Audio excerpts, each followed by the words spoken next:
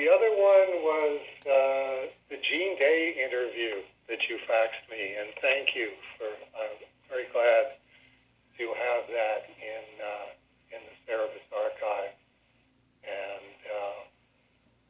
it's a very long interview, but there was definitely the weird part where Gene starts talking about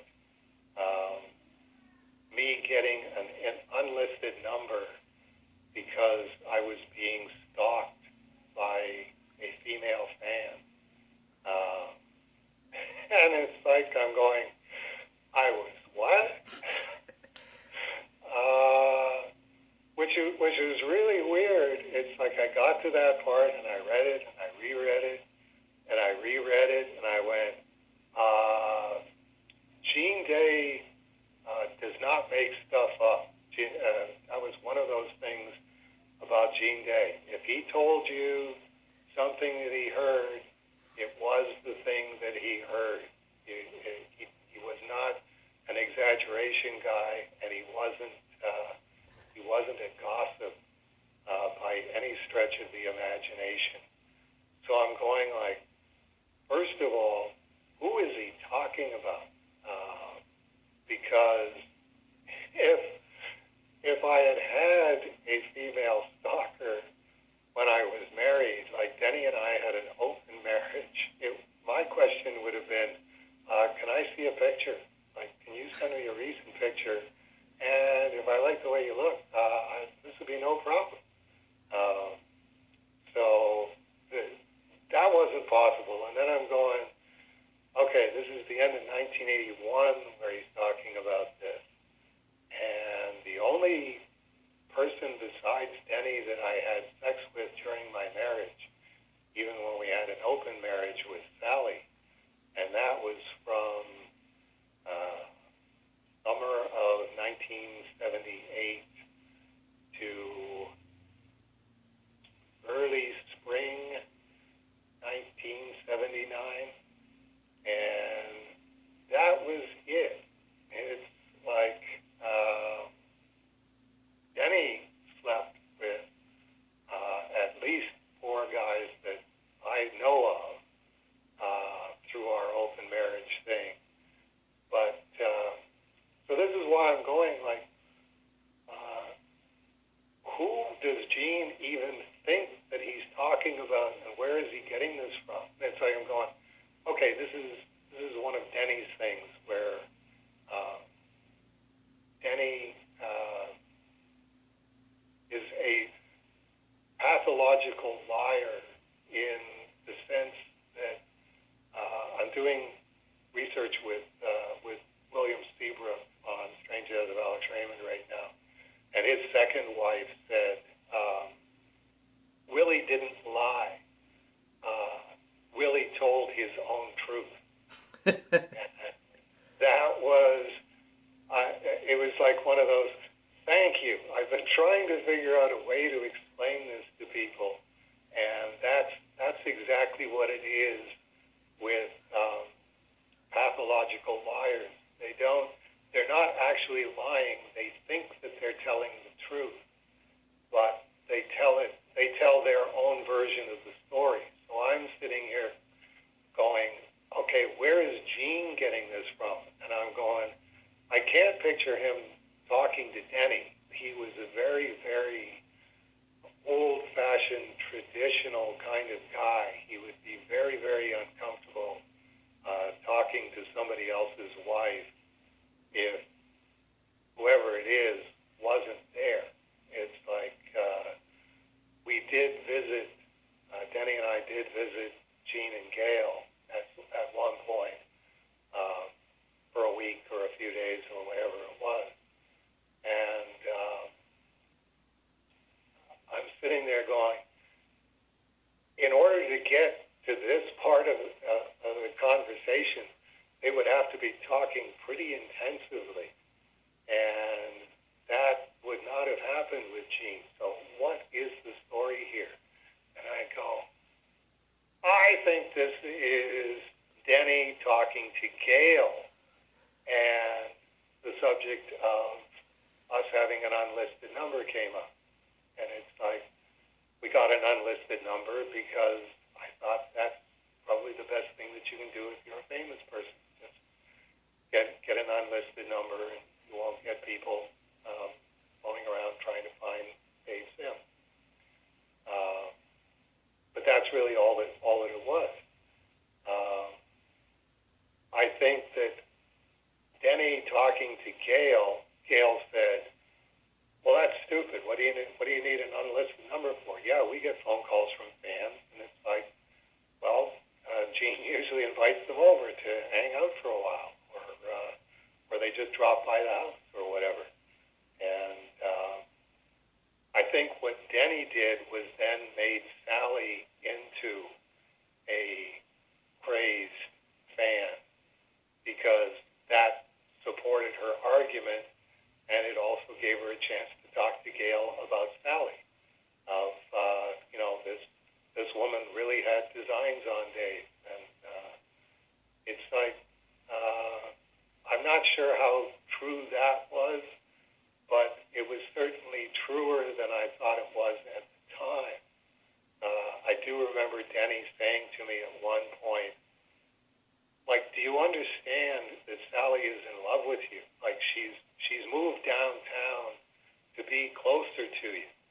And it's like, no, I didn't think that was the case. It's like Sally knows that I'm with you, and that this is just something that we have on the side apart from my relationship with you. And it's like, Denny was far closer to the truth as to if a woman, and particularly a girl, Sally was only 18 at the time, if a girl is having sex with you, she can say that she understands the situation. She can say that she understands that she's the mistress and the other one is the wife, and end of story. But that isn't the way she's actually thinking. What she's thinking is, no, I will stick with this, and eventually he'll change his mind and he'll decide to be with me instead. And it's like, that's one of the reasons that if you have an open marriage, the wife has no problem getting laid, because she just has to find guys who are looking to get laid. There's no shortage of those out there. But a married man having an open marriage and wanting to have sex with somebody else, it's like, no, I don't do that. I am the girlfriend, or if I'm the mistress, I better be the mistress that he actually wishes that he was with, and we're just trying to figure out how to get rid of the wife. In terms of, you're happy with your wife and you're staying with your wife and you want to have sex with me, that really doesn't fly with the female of the species. I wouldn't know. I got a closed marriage. I hope you don't know. Believe me, never go there. Never go anywhere near adultery. That's one of those. There's a very good reason that adultery is up in the Ten Commandments with murder, because it's really, really, really bad. There is no happy outcome from adultery, and the whole world's trying to pretend that that's not true. The whole secular world's trying to pretend that that's not true, and I think they're starting to persuade some of the religious people that, it's not really adultery if you actually care about the person. It's like, no. It's up there with murder and stealing for a very good reason, because there is no happy outcome out of that. There was a guy I used to work with that he was married, had a couple of kids, and he and his wife one day said, well, let's bring somebody else in the bedroom with us, and he went, well, okay, I guess, and then it was, well, let's date other people, and well, all right, fine. Then it was, I'm gonna leave you now and get a divorce, and he's kind of like, well, how did that happen? Really? You couldn't see step one and step two? Yeah, you couldn't see that coming from a mile off. I mean, he's telling the rest of us about his wild adventures, and we're all just shaking our head like, you gotta start paying attention to what's going on, man. She says she loves you, she wants to be with you forever, but that guy's coming over on Friday night. Yeah, yeah. No, it's you really have to make up your mind. If you want to be with somebody and if you want to be married, that it's a completely exclusive thing from then on. Don't even visit any other configuration in your head, because it can only end unhappily. And I'm here as living proof of that. That's one of those. If there is one thing that if I could go back and tell myself, it would be you're not a husband, and if you're not a husband, your best bet is just to stay completely away from women, because nothing is going to end happily. You can't visit that side of women, because it doesn't visit properly. It's not a visiting kind of thing. You're either going to pack up all your bags and move them over there and move in and live there in perpetuity until she decides otherwise, or you're really just asking for a very, very unhappy stretch. My experience was always, however good it is for however long it is going in, that's exactly how bad it's going to be, and for exactly how long after you leave, usually times 2 or times 3. So you're never going to win at the game. Don't sit down at the table. Don't bet any money on it.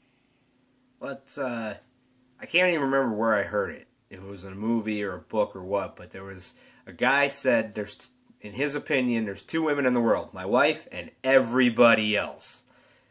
And when I got together with Paula, somebody said, well, you can look, and I'm like, no, there's 2 women in the world, my girlfriend and everybody else. And they're like, well, no, you can't be that way. I'm like, yeah, that's simple. You either get monogamous and stay monogamous, or you forget about having a girlfriend. Yeah. It's kind of tangibly. It's like Billy Idol was getting interviewed, and they said, "Well, you beat addiction, and you don't do drugs." And he's like, "No, I can do drugs. I choose not to." And the interviewer's like, "What?" And he asked him to explain. He's like, "If I tell myself I can't, my inner rebel's going to say, yes, I can, and I'm going to do drugs. If I tell myself I can do drugs, but I don't want to do drugs, then I'm okay." Right. And it's just, I figure, women are great, but they're also a bit of a drug. That's why every young man that falls in love with the first woman he meets, it's like, well, it's nice to be in love, but at the same time, it's better to find somebody that loves you too. Right. Otherwise, you end up, outside your parents' place talking to the neighbor, asking them, where are my parents buried, Mr. Morton? Right. Yes, happy endings and unhappy